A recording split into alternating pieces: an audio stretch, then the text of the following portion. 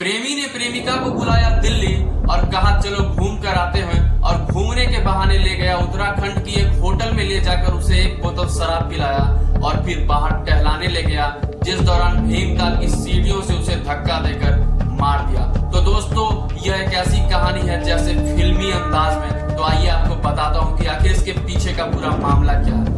जालौन की है। जालौन कस्बे की रहने वाली पुष्पा तिवारी की शादी साल 2016 में जालौन के डकोर गांव के रहने वाले ऋषि तिवारी के साथ हुई थी। आपको बता दूं, यह बीएससी की पढ़ाई कर रही थी, लेकिन शादी के बाद इसका परिवार बड़ा हुआ, इसके 2 बच्चे हुए, जिसके बाद बच्चों के कारण इसने पढ़ाई छोड़ दी। पुष्पा तिवारी के बच्चों को पढ़ाने के लिए उसी गांव का एक अभिषेक नाम का लड़का आता है। इसके बाद इन दोनों के बीच नजदीकियां बढ़ जाती है। लेकिन बाद में चलकर इस अभिषेक की जॉब दिल्ली के एक होटल में लग जाती है, जिसके बाद यह दिल्ली चला जाता। लेकिन जब भी यह छुट्टी पर गांव आता था तो बच्चों को पढ़ाने के मकसद से उसके घर में जाया करता था और पुष्पा तिवारी से मिला करता था। लेकिन इस बात की भनक पुष्पा के पति को थोड़ा सा भी नहीं था। पुष्पा तिवारी का पति ऋषि तिवारी वह एक पेशे से किसान था और उसका पूरा घर परिवार खेतों पर ही, किसानी पर ही डिपेंड था।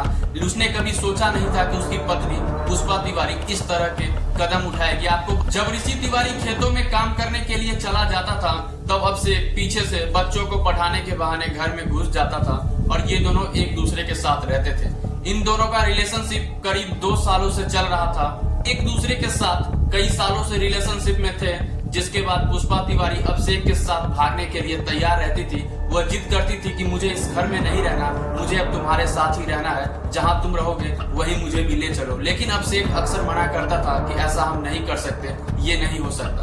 तब अभिषेक ने इससे पीछा छुड़ाने के लिए एक तरकीब ढूंढा, और वो भी एक ऐसा तरकीब जिसने पुष्पा की जान ले ली।